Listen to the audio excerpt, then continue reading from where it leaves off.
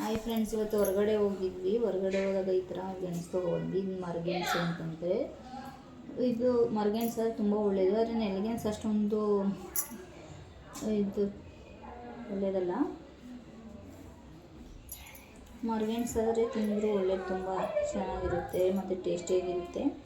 So ನೆಲಗೆಣಸು ಆದರೆ Y ಆ ಥರ ಎಲ್ಲ ಬರುತ್ತೆ. ಜಾಸ್ತಿ ತಿನ್ನಬಾರ್ದು ನೆಲಗೆಣಸನ್ನು. ಈ ಥರ ಬೇಯಿಸಿ ಕುಕ್ಕರ್ಗೆ ಹಾಕಿ ಬೇಯಿಸ್ಬಿಟ್ಟು ಸಾಲ್ಟ್ ಹಾಕಿ ಬೇಯಿಸಿ ತಿಂದರೆ ಚೆನ್ನಾಗಿರುತ್ತೆ. ಮತ್ತು ಚಪ್ರದ ಅವರೆಕಾಯಿನ ತೊಗೊಬಂದಿದ್ವಿ. ಈ ಥರ ಚಪ್ರದ ಅವರೆಕಾಯಿ ಫ್ರೆಶ್ ಆಗಿತ್ತು. ಇನ್ನೊಂದು ಪಲ್ಯ ಮಾಡ್ಕೊಂಡು ತಿಂದರೆ ತುಂಬ ಚೆನ್ನಾಗಿರುತ್ತೆ.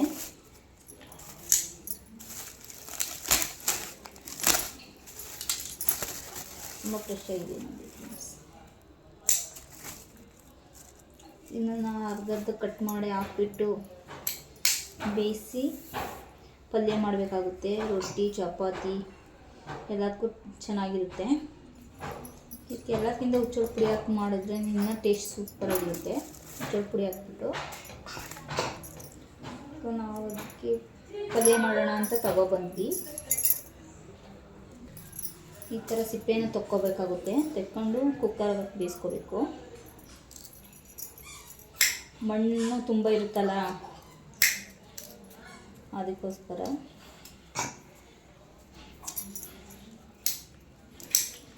ನಾನು ಸ್ವಲ್ಪ ಅರ್ಧ kg ಅಷ್ಟು ಮಾತ್ರ ತೊಗೊಬಂದಿದ್ದೆ. ಮತ್ತು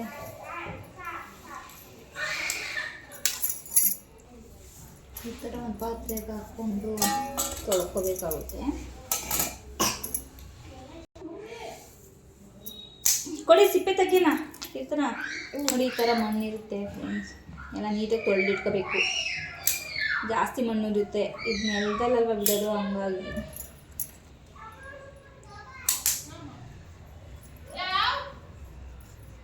ನೀಟಾಗಿ ಸಿಪ್ಪೆನ ತೆಗೆದು ಹಾಕಬೇಕಾಗುತ್ತೆ. ನೆಲಗೆಣಸಾದ್ರೆ ಇದು ತುಂಬ ಅದು ಚೆನ್ನಾಗಿರುತ್ತೆ ಟೇಸ್ಟು. ಅದು ಜಾಸ್ತಿ ತಿಂದರೆ ಕಾಲು ನೋವೆಲ್ಲ ಬರುತ್ತೆ. ಈ ಥರ ಮರಗೆಣಸು ತಿಂದರೆ ಕಾಲು ನೋವು ಆ ಥರ ಏನೂ ಬರಲ್ಲ.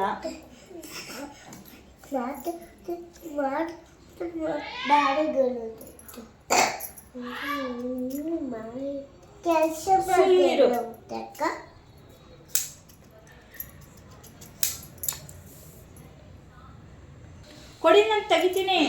ನಿಮ್ಗೆ ತೆಗಿಯಕ್ಕೆ ಬರಲ್ಲ ಪಾಪು. ಈ ಥರ ಸಿಪ್ಪೆನ ತೆಕ್ಕೊಂಡಿದ್ದೀವಿ. ಮಣ್ಣು ನನಗೆ ಹೆಲ್ಪ್ ಮಾಡ್ತಿದ್ದೀಯಾ? ಏನು ಹೆಲ್ಪು? ಸಿಪ್ಪೆಲ್ಲ ತೆಗೆದುಕೊಡ. ಮಾಡಾಯ್ತು.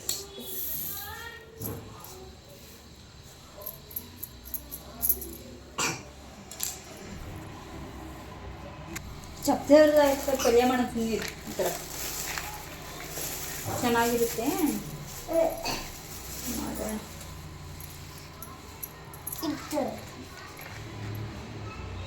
ಫ್ರೆಶ್ ಆಯ್ತು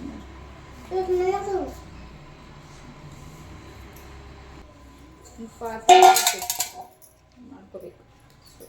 ನಾರೆಲ್ಲ ತೆಕ್ಕೋಬೇಕಾಗುತ್ತದೆ. ಈ ಥರ ನಾರೆಲ್ಲ ತೆಕ್ಕೊಬೇಕಾಗುತ್ತೆ.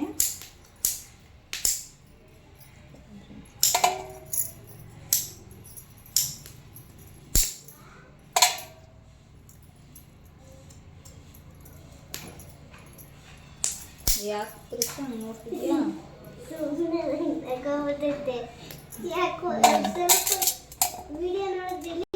ಪಾರ್ಕಿಗೆ ಇನ್ನೊಂದು ದಿವಸ ಹೋಗೋಣ ಬಿಡಿ. ಕರ್ಕೊಂಡು ಹೋಗ್ತೀನಿ. ಸಂಡೇ ಹೋಗೋಣ ಪಾರ್ಕಿಗೆ. ಸಂಡೇ ಭಾನುವಾರ ಕರ್ಕೊಂಡು ಹೋಗ್ತೀನಿ. ಅದೆಲ್ಲ ಆಟ ಆಡ್ಕೊಂಡು ಬರೋದಂತೆ. ಸಂಡೇ ಅಂದರೆ ವೆನ್ಸ್ಡೇ. ಸಂಡೇ